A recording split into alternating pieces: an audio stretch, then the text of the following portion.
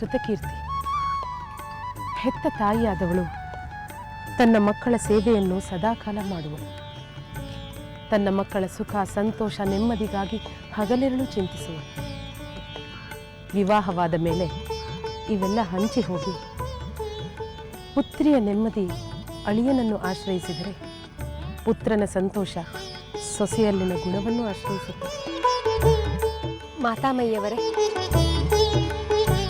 ನಮ್ಮ ಯಾವುದಾದರೂ ಸ್ವಭಾವದಿಂದ ತಮ್ಮ ಪುತ್ರರ ಸಂತೋಷಕ್ಕೆ ಅಡ್ಡಿಯಾಗುತ್ತಿದೆ ಎಂದು ನಿಮಗೆ ಅನಿಸುತ್ತಿದೆಯೇ? ಅಂತಹ ವಿಷಯವೇನಾದರೂ ಇದ್ದರೆ ನಾವು ಸರಿಪಡಿಸಿಕೊಳ್ಳುತ್ತೇವೆ. ಇಲ್ಲ ಇಲ್ಲ, ನಿಮ್ಮಲ್ಲಿರುವ ಯಾವ ಗುಣವೂ ನನ್ನ ಪುತ್ರರ ಸುಖ ಸಂತೋಷದಲ್ಲಿ ಕುಂದುಂಟಾಗಬಹುದೆಂದು ನಾನು ಭಾವಿಸಿಲ್ಲ. ನನ್ನ ಪುತ್ರರು ಸುಗುಣವಂತರೆಂಬುದೇನೋ ನಿಜ.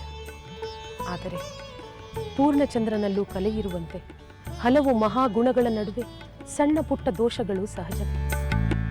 ಅವುಗಳ ಬಗ್ಗೆ ನಿಮಗೆ ಈಗಾಗಲೇ ತಿಳಿಸಿದ್ದೇನೆ. ಅವುಗಳನ್ನು ಅರಿತು ಅದಕ್ಕೆ ತಕ್ಕಂತೆ ನಡೆದರೆ ಸತಿ ಪತಿಯರ ನಡುವೆ ಯಾವ ಭಿನ್ನಾಭಿಪ್ರಾಯವೂ ಇರುವುದಿಲ್ಲ. ಹಾಗೆಯೇ ಆಗಲಿ, ತಾವು ಹೇಳಿದಂತೆಯೇ ನಡೆದುಕೊಳ್ಳುತ್ತೇವೆ. ಮಾತಾಮಯ್ಯವರೇ, ಇಲ್ಲಿನ ಹವಾಗುಣಕ್ಕೆ ನಾವು ಹೇಗೆ ಹೊಂದಿಕೊಳ್ಳಬೇಕೆಂದು ತಾವೇ ನಮಗೆ ಮಾರ್ಗದರ್ಶನ ಮಾಡಿರಿ. ಹೌದು, ಅದರ ಬಗ್ಗೆ ಮಾತನಾಡಬೇಕೆಂದೇ ನಾನು ಇಲ್ಲಿಗೆ ಬಂದಿರುವುದು. ಊರ್ಮಿಳೆ, ಶತ್ರುಘ್ನನಿಗೆ ಹೋಲಿಸಿದರೆ ಲಕ್ಷ್ಮಣ ಶೀಘ್ರ ಮುಂಗೋಗಬೇಕು. ಲಕ್ಷ್ಮಣನ ಕೋಪದಲ್ಲಿದ್ದಾಗ ಸಂಯಮದಿಂದ ವರ್ತಿಸಿ ಕೆಲವು ಸಮಾಧಾನದ ಮಾತುಗಳನ್ನಾಡಿದರೆ ಆಯಿತು. ಶ್ರುತಕೀರ್ತಿ, ಶತ್ರುಘ್ನನ ವಿಚಾರ ನಿನಗೆ ತಿಳಿದಿದೆ. ನಿಗರ್ವಿ, ನಿಸ್ವಾರ್ಥಿಯಾದ ಶತ್ರುಘ್ನನಲ್ಲಿ ಆಸೆಯಿಲ್ಲ ಎನ್ನುವುದನ್ನೇ ದೋಷ ಎನ್ನುವುದಾದರೆ ಅದೊಂದೇ ದೋಷವಷ್ಟೇ. ಖಂಡಿತ ಇಲ್ಲ ಮಾತಾಮಯ್ಯವರೇ, ಅವರ ಈ ಗುಣವನ್ನು ಮಹತ್ವದ್ದೆಂದು ಭಾವಿಸುತ್ತೇನೆ. ಊರ್ಮಿಳೆ, ಶ್ರುತಕೀರ್ತಿ, ಈ ವಿಷಯಗಳನ್ನು ಬಿಟ್ಟರೆ ನನ್ನ ಪುತ್ರರಲ್ಲಿ ಬೇರಾವ ದೋಷಗಳೂ ಇಲ್ಲ, ಕುಂದುಕೊರತೆಗಳೂ ಇಲ್ಲ. ಆದರೆ ಭವಿಷ್ಯದ ದೃಷ್ಟಿಯಿಂದ ಒಂದು ವಿಷಯವನ್ನು ನಿಮ್ಮಿಬ್ಬರಿಗೂ ತಿಳಿಸಲು ಬಯಸುತ್ತೇನೆ. ಯಾರು ಎಷ್ಟೇ ಗುಣವಂತರಿರಲಿ, ಕೆಲವೊಮ್ಮೆ ಪತಿಯಿಂದ ಸತಿಗೆ ದುಃಖವಾಗುವ ಸಂದರ್ಭಗಳು ಬರಬಹುದು. ಅದಕ್ಕೆ ಕಾರಣ ಸ್ವಭಾವಗಳನ್ನು ಮೀರಿ ಗುರು ಹಿರಿಯರ ಆದೇಶವಾಗಿರಬಹುದು ಅಥವಾ ಧರ್ಮ ಕಾರಣವಾಗಿರಬಹುದು. ನಿಮ್ಮ ಭಾವನೆಗಳನ್ನು ಬದಿಗೊತ್ತಿ ನಿರ್ಧಾರದ ಸದುದ್ದೇಶವನ್ನು ಗೌರವಿಸಿ ಪತಿಯನ್ನು ಬೆಂಬಲಿಸಬೇಕು. ನಿಮ್ಮಿಬ್ಬರಿಗೂ ನಾನು ನೇರವಾಗಿ ಹೇಳಬೇಕೆಂದರೆ, ನನ್ನ ಪತಿ ಗುಣವಂತ. ಅವರ ನಿರ್ಧಾರದಿಂದ ನನಗೆ ದುಃಖವೇ ಆದರೂ ಅದನ್ನು ಸಹಿಸಿಕೊಂಡು ಅವರ ಉದ್ದೇಶಕ್ಕೆ ತಕ್ಕಂತೆ ಸಹಕರಿಸುತ್ತೇನೆ ಎಂದರೆ ಅದು ಎಲ್ಲರಿಗೂ ಸಂತೋಷ ತರುವ ವಿಚಾರ. ನೀವು ಹೇಳಿದ ಮಾತುಗಳನ್ನು ಅಕ್ಷರಶಃ ಪಾಲಿಸುತ್ತೇವೆ.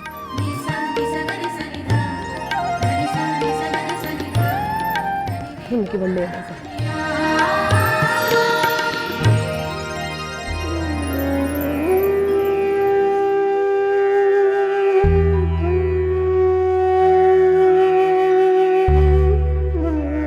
ಸೀತಾ, ಪ್ರಭು, ತಾವು ಬಂದಿದ್ದು ಗಮನಿಸಲಿಲ್ಲ. ನನ್ನನ್ನು ಕ್ಷಮಿಸಿ. ಸೀತೆ, ಗಹನವಾದ ಯೋಚನೆಯಲ್ಲಿರುವುದು ತಪ್ಪಲ್ಲ. ಆದರೆ ನನ್ನ ಸತಿಗೆ ಅಂತಹ ಚಿಂತೆ ಏನಿರಬಹುದು ಎಂದು ಪತಿಯಾದ ನನಗೆ ತಿಳಿಯದಿದ್ದರೆ ಅದು ನನ್ನ ತಪ್ಪಾಗುತ್ತದೆ. ಆಗ ನೀನು ನನ್ನನ್ನು ಕ್ಷಮಿಸಬೇಕಾಗುತ್ತದೆ. ಇಲ್ಲ ಪ್ರಭು, ಇಲ್ಲ. ತಮ್ಮಿಂದ ಯಾವ ತಪ್ಪೂ ಆಗುವುದಿಲ್ಲ. ಕ್ಷಮೆ ಕೇಳುವ ಸಂದರ್ಭ ಎಂದಿಗೂ ಬರುವುದಿಲ್ಲ. ಹಾಗಾಗಬೇಕಾದರೆ ನೀನು ನಿನ್ನ ಚಿಂತನೆಯನ್ನು ನನಗೆ ಹೇಳಬೇಕು.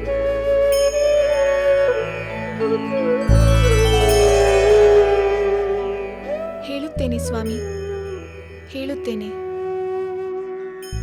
ನನ್ನದೊಂದು ಕೋರಿಕೆಗೆ ತಾವು ಇಲ್ಲ ಎನ್ನದೆ ಅನುಗ್ರಹ ಮಾಡುವಿರಾ? ಸೀತೆ, ನಿನ್ನ ಕೋರಿಕೆಯನ್ನು ನನ್ನಿಂದ ಈಡೇರಿಸಲು ಸಾಧ್ಯವಾದರೆ ಅದು ನನಗೆ ಆನಂದವನ್ನು ಉಂಟು ಮಾಡುವುದು. ಹೇಳು ದೇವಿ. ಸ್ವಾಮಿ, ನಾನು ಯಾವಾಗಲೂ ತಮ್ಮ ಸಮೀಪದಲ್ಲಿ ಇರಲು ಬಯಸುತ್ತೇನೆ. ಅದು ಸತಿಪತಿ ಧರ್ಮ. ಅದರಲ್ಲಿ ಕೋರಿಕೆ ಎಲ್ಲಿಂದ ಬರಬೇಕು? ಸ್ವಾಮಿ, ಅರಮನೆಯಲ್ಲಿಯೇ ಇರಲಿ, ಗುಡಿಸಲೇ ಇರಲಿ, ಸುಖದ ಸುಪ್ಪತ್ತಿಗೆಯೇ ಇರಲಿ, ಹುಲ್ಲಿನ ಹಾಸಿಗೆಯೇ ಇರಲಿ, ನಾನು ಸದಾಕಾಲವೂ ತಮ್ಮ ಸಮೀಪದಲ್ಲಿಯೇ ಇರಬೇಕು, ತಮ್ಮ ಸೇವೆಯನ್ನೇ ಮಾಡಬೇಕು. ನನಗೆ ಈ ಭಾಗ್ಯವನ್ನು ಕರುಣಿಸಿ. ಸೀತೆ, ನೀನು ನನ್ನ ಸಹಚಾರಿಣಿಯಾಗಿ ಸುಖದಲ್ಲಿ ಜೊತೆ ಇದ್ದ ಹಾಗೆ ಕಷ್ಟದಲ್ಲಿಯೂ ಸಹ ಪತಿಯ ಜೊತೆಗೆ ಇದ್ದು ಅವನ ಸೇವೆ ಮಾಡುವುದು ಸತಿಧರ್ಮ. ನೀನು ಅದನ್ನು ಪಾಲಿಸು. ಅದಕ್ಕೆ ನಾನು ನೆರವಾಗುವುದು ನನ್ನ ಕರ್ತವ್ಯ. ನನ್ನ ಜೀವನದ ಪಯಣ ಯಾವುದೇ ಮಾರ್ಗದಲ್ಲಿ ಹೋದರೂ ನಾನು ನಿನ್ನ ಜೊತೆಯೇ ಹುಟ್ಟು ಹಾಕುವೆ ದೇವಿ, ಹುಟ್ಟು ಹಾಕುವೆ. ಧನ್ಯಳಾದೆ ಸ್ವಾಮಿ, ಧನ್ಯಳಾದೆ.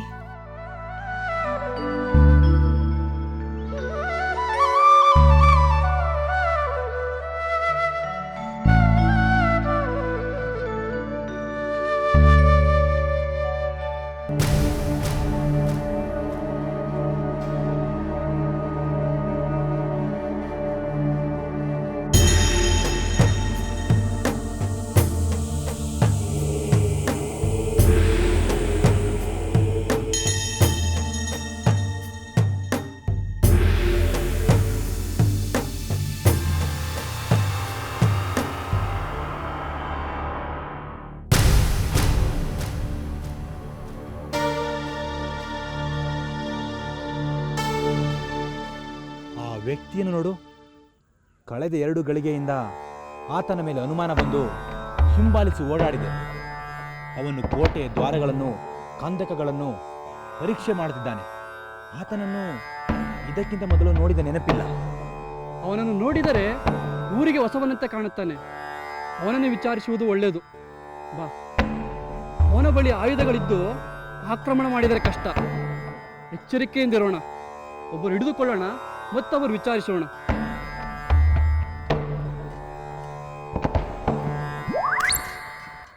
ಏಯ್, ಯಾರು ನೀನು? ಇಲ್ಲೇನು ಮಾಡುತ್ತಿರುವೆ?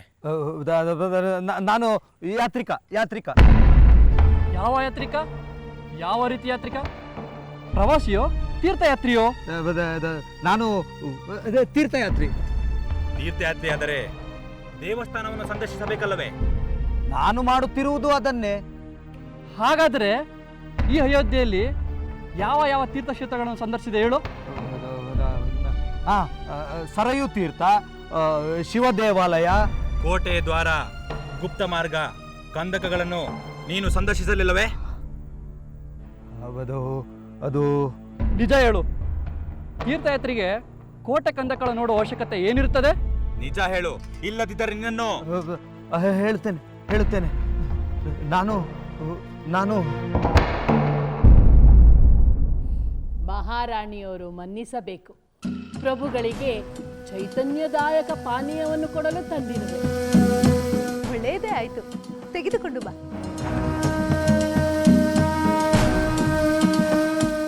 ಸಹೋದರ, ಮಂತರೆ ತಯಾರಿಸಿರುವ ಈ ವಿಶೇಷ ಪಾನೀಯವು ಮಧ್ಯ ವಯಸ್ಸಿನ ನಿರುತ್ಸಾಹವನ್ನು ಹೋಗಲಾಡಿಸಿ ಹೊಸ ಉತ್ಸಾಹವನ್ನುಂಟು ಮಾಡುತ್ತದೆ.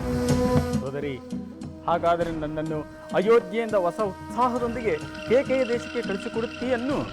ಅದಕ್ಕೇನಂತೆ, ನಿನ್ನೊಂದಿಗೆ ಮಂಥರೆಯನ್ನು ಕರೆದುಕೊಂಡು ಹೋಗು. ಪ್ರತಿದಿನ ಇಂತಹ ಸಿದ್ಧೌಷಧಿಗಳನ್ನು ನೀನೂ ಸೇವಿಸಬಹುದು. ಬೇಡ ಸೋದರಿ, ಬೇಡ. ಈ ಮಂಥರೆ ಔಷಧೋಪಚಾರಗಳ ಭಾಗ್ಯವೆಲ್ಲ ನಿನಗೇ ಇರಲಿ. ನೀನು ನಿನ್ನ ಮಗ ಭರತ ಕೆಲಕಾಲ ನಿನ್ನ ತವರು ಮನೆಯಲ್ಲಿ ಇರುವುದರ ಬಗ್ಗೆ ಆಲೋಚನೆ ಮಾಡು. ನೀನು ಅಲ್ಲಿರುವಷ್ಟು ಕಾಲ ಬೇಕಾದರೆ ಈ ಮಂಥರೆಯೂ ನಿನ್ನ ಜೊತೆಯಲ್ಲಿ ಇರಲಿ. ಹೌದು, ನೀನು ಹೇಳುತ್ತಿರುವುದು ಸರಿಯಾಗೇ ಇದೆ. ನನಗೂ ಕೆಲವು ಕಾಲ ನಮ್ಮ ತಂದೆಯ ಮನೆಯಲ್ಲಿ ಇರಬೇಕೆಂಬ ಆಸೆ. ಮಂತರೆ ಮಹಾರಾಣಿ, ನೀನು ನನ್ನೊಂದಿಗೆ ಕೇಕೆಯ ದೇಶಕ್ಕೆ ಬರುವೆಯಾ? ಯೋಚಿಸಿ ಹೇಳುತ್ತೇನೆ ಮಹಾರಾಣಿ.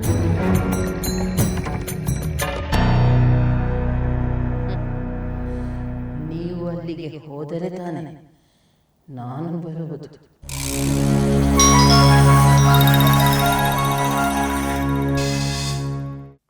ಭರತ, ಶತ್ರುಘ್ನ, ಬನ್ನಿ. ನಮ್ಮ ವಿವಾಹದ ಪೂರ್ವ ನಾವು ನಾಲ್ವರು ಯಾವಾಗಲೂ ಒಟ್ಟಿಗೆ ಇರುತ್ತಿದ್ದೆವು. ಈಗ ನಮ್ಮ ವಿವಾಹದ ನಂತರ ಎಷ್ಟು ಅಪರೂಪವಾಗಿ ಸೇರುತ್ತಿದ್ದೇವಲ್ಲ. ಹೌದು ಸಹೋದರ, ಈ ವಿವಾಹವು ನಮ್ಮೆಲ್ಲರನ್ನು ದೂರ ಮಾಡುತ್ತಿದೆಯೇನೋ ಎಂದು ಆಗಾಗ ನನಗೆ ಭಯವಾಗುತ್ತಿತ್ತು. ಭರತ, ಅದು ದೈಹಿಕವಾಗಿ ಮಾತ್ರ. ನಮ್ಮ ಮನಸ್ಸುಗಳಿಂದ, ನಮ್ಮ ಭಾವನೆಗಳಿಂದ ನಮ್ಮನ್ನಾರೂ ದೂರ ಮಾಡಲು ಸಾಧ್ಯವಿಲ್ಲ. ನಿಮ್ಮಿಬ್ಬರ ವಿಚಾರದಲ್ಲಿ ದೈಹಿಕವಾಗಿಯೂ ನೀವಿಬ್ಬರು ಹತ್ತಿರವಿರುತ್ತೀರಿ ಅಲ್ಲವೇ? ಸಹೋದರ ರಾಮಚಂದ್ರನಿರುವಲ್ಲಿಯೇ ನೀನಿರುವೆ. ಆ ಅವಕಾಶ ನಿನಗೂ ಇದೆಯಲ್ಲ ಶತ್ರುಘ್ನ. ನಾನು ಸಹೋದರ ರಾಮಚಂದ್ರನ ಜೊತೆ ಇರುವಂತೆಯೇ ನೀನು ಸಹೋದರ ಭರತನೊಂದಿಗೆ ಇರುತ್ತೀಯ. ಅಷ್ಟೇ ಅಲ್ಲ, ನನ್ನೊಂದಿಗೆ ನನ್ನ ಅಜ್ಜನ ಮನೆಗೆ ಕೇಕೆ ರಾಜ್ಯಕ್ಕೂ ಕರೆದುಕೊಂಡು ಹೋಗುತ್ತಿದ್ದೇನೆ. ಓಹೋ, ನೀವಿಬ್ಬರು ಕೇಕೆಯ ಪ್ರದೇಶಕ್ಕೆ ಹೊರಟಿರುವಿರಾ? ಹೌದು ಸಹೋದರ, ನನ್ನ ಸೋದರ ಮಾವನಾದ ಇದಾಚಿತು ನನ್ನನ್ನು ಕರೆದುಕೊಂಡು ಹೋಗಲು ಈಗಾಗಲೇ ಇಲ್ಲಿಗೆ ಬಂದಿದ್ದಾನೆ. ಕೇಕೆಯ ಮಹಾರಾಜರಿಗೆ ಮೊಮ್ಮಗನನ್ನು ಪತ್ನಿಯ ಸಮೇತ ನೋಡುವ ಹಂಬಲ ಉಂಟಾಗಿರಬೇಕು. ಹೌದು ಲಕ್ಷ್ಮಣ, ಅವರಿಗೆ ನಮ್ಮ ವಿವಾಹ ನೋಡಲಾಗಲಿಲ್ಲವಲ್ಲವೆಂದು ಬಹಳಷ್ಟು ವ್ಯಥೆಪಟ್ಟರು. ಅವರ ಸಮಾಧಾನಕ್ಕಾಗಿ ಹೋಗುತ್ತಿದ್ದೆ. ಇದನ್ನು ತಿಳಿಸಲೆಂದೇ ಇಲ್ಲಿಗೆ ಬಂದೆ. ಆಗಲಿ, ನಿಮ್ಮಿಬ್ಬರ ಪ್ರಯಾಣ ಸಫಲವಾಗಲಿ.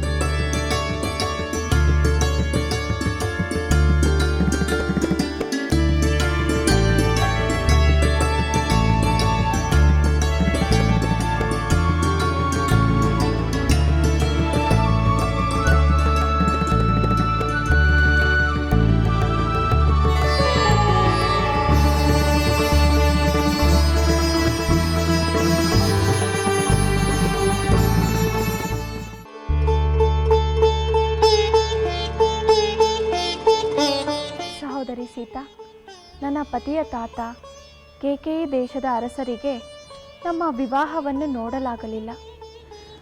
ನಮ್ಮನ್ನು ಜೊತೆಯಾಗಿ ನೋಡಿ ಆಶೀರ್ವದಿಸಬೇಕೆಂದು ಅವರ ಪುತ್ರರಾದ ಯುಧಜಿತರನ್ನು ಇಲ್ಲಿಗೆ ಕಳುಹಿಸಿದ್ದಾರೆ. ನಾವೀಗ ಕೇಕೆಯಿ ರಾಜ್ಯಕ್ಕೆ ಹೋಗಿ ಬರುತ್ತೇವೆ. ಮಾಂಡವಿ, ನೀನು ನಿನ್ನ ಪತಿಯೊಡನೆ ನಿನ್ನ ಮಾತಾಮಯಿ ತವರಿಗೆ ತೆರಳುವುದೇನೋ ಸರಿ, ಆದರೆ ಶ್ರುತಕೀರ್ತಿ ಏಕೆ ನಿನ್ನೊಡನೆ ಬರುವಂತೆ ಸಿದ್ಧವಾಗಿದ್ದಾಳೆ? ಸಹೋದರಿ ಊರ್ಮಿಳಾ, ಬಾಲ್ಯದಿಂದಲೂ ನನ್ನ ಪತಿ ಇವಳ ಪತಿಯೊಡನೆ ಕೇಕೆ ರಾಜ್ಯಕ್ಕೆ ಹೋಗಿ ಬರುತ್ತಿದ್ದರಂತೆ. ಈಗಲೂ ಸಹ ಅವರೊಡನೆ ಹೋಗಿ ಬರಲು ನಿರ್ಧರಿಸಿದ್ದಾರೆ. ವ್ಯತ್ಯಾಸವಿಷ್ಟೇ, ಈಗ ಅವರ ಜೊತೆ ಅವರ ಸತಿಯನ್ನೂ ಕರೆದುಕೊಂಡು ಹೋಗುತ್ತಿದ್ದಾರೆ. ಮಾಂಡವಿ, ಶ್ರುತಕೀರ್ತಿ, ನೀವು ಅಲ್ಲಿ ಹೋದರೂ ಪರಸ್ಪರ ಜೊತೆಯಾಗಿಯೇ ಹೋಗುತ್ತಿರುವಿರಲ್ಲ, ಅಲ್ಲಿಯೂ ಜೊತೆಯಾಗೇ ಇರುತ್ತೀರಾ. ಇದು ಸಂತೋಷದ ವಿಚಾರವಲ್ಲವೇ? ಆದರೆ ನಿಮ್ಮಿಬ್ಬರಿಂದ ಕೆಲ ಕಾಲ ನಾವಿಬ್ಬರೂ ದೂರವಿರಬೇಕಲ್ಲ ಎಂಬುದೇ ನಮ್ಮ ಚಿಂತೆ. ಆ ಚಿಂತೆಯನ್ನು ಬಿಟ್ಟು ಸಂತೋಷವಾಗಿ ಹೋಗಿ ಬನ್ನಿ. ಆ ದೇವರು ನಮ್ಮೆಲ್ಲರನ್ನೂ ಈ ಜನ್ಮಪೂರ್ತಿ ಒಟ್ಟಾಗಿ ಬಾಳಬೇಕೆಂದು ಈ ಪರಿವಾರಕ್ಕೆ ಸೇರಿಸಿರುವಾಗ ಆಗಾಗ ಸ್ವಲ್ಪ ಕಾಲ ಸಂದರ್ಭಾನುಸಾರವಾಗಿ ದೂರವಿರುವುದನ್ನು ಸಹಿಸಿಕೊಳ್ಳಬೇಕಾಗುತ್ತದೆ. ಹೌದು ಸಹೋದರಿಯರೇ, ನೀವು ಕೆಲ ಕಾಲ ನಮ್ಮಿಂದ ದೂರವಿದ್ದರೆ ನಿಮ್ಮ ಮೇಲಿನ ಪ್ರೀತಿ ನಮಗೆ ಇನ್ನೂ ಅಧಿಕವಾಗುತ್ತದೆ. ಕೇಕೆ ರಾಜ್ಯದಿಂದ ಬರುವಾಗ ನಿಮಗಾಗಿ ವಿಶೇಷವಾದ ಉಡುಗೊರೆಗಳನ್ನು ಹೊತ್ತು ತರುತ್ತೇವೆ. ನಿಮ್ಮ ಕ್ಷೇಮ ಮತ್ತು ಸಂತೋಷವೇ ಎಲ್ಲ ಉಡುಗೊರೆಗಿಂತ ಹೆಚ್ಚಿನದು. ನಿಮ್ಮ ಕ್ಷೇಮ ಮತ್ತು ಸಂತೋಷವನ್ನು ಹೊತ್ತುಕೊಂಡು ಬನ್ನಿ. ನಿಮ್ಮ ಪ್ರಯಾಣ ಸುಖಕರವಾಗಿರಲಿ.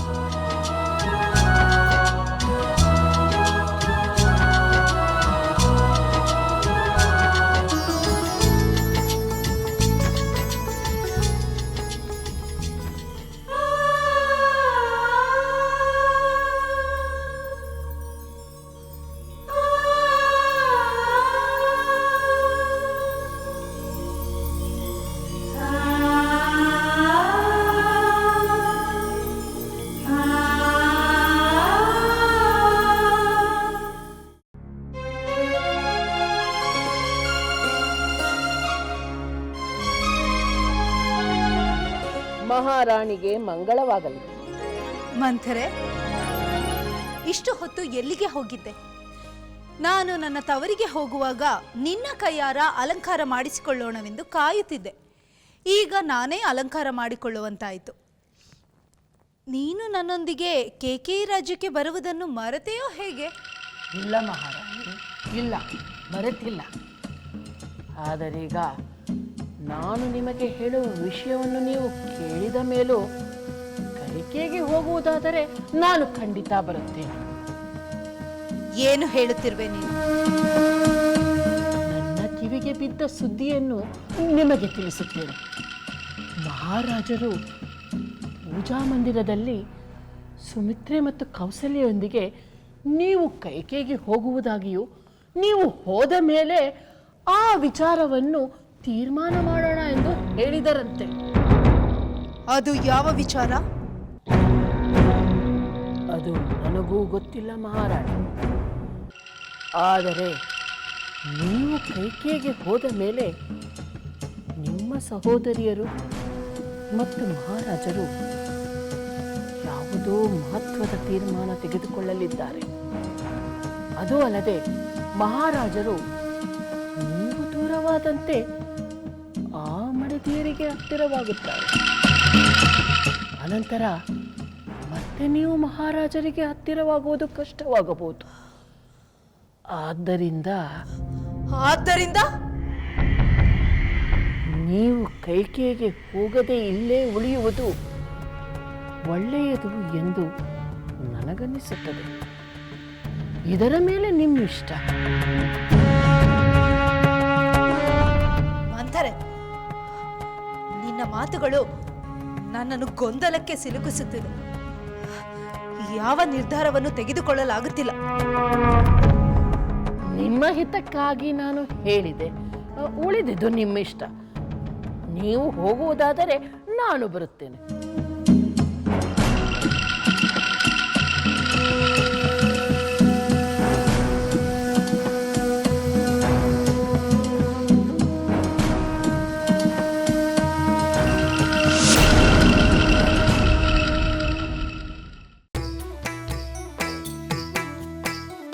ಲಂಕೆಯಲ್ಲಿನ ದುರುಳ ದರ್ಪವು ಸೀತೆ ಸಹನೆಗೆ ಸೋತಿತು. ಅಂಕೆ ಇರದ ಅಸುರ ಕುಲವು ರಾಮ ಬಾಣಕ್ಕೆ ಅಡಗಿತು. ದೂರವಿರಲಿ ಸನಿಹವಿರಲಿ ರಾಮ ಹೃದಯ ನಿವಾಸಿನಿ. ಯುಗವು ಯುಗವು ಸಾಗಲಿ ಅಕಳಂಕ ಪ್ರೇಮ ಪ್ರಬೋಧಿನಿ. ಅಮರ ಗಾಧೆ ಧರಣಿ ಜಾತೆ ಸಾಧ್ವೆ ಸೀತೆ ಸುಚರಿತೆ. ಸಹನ ಶಕ್ತಿ ಪತಿಯ ಭಕ್ತಿ ಲೋಕಮಾನ್ಯ ವಂದಿತೆ.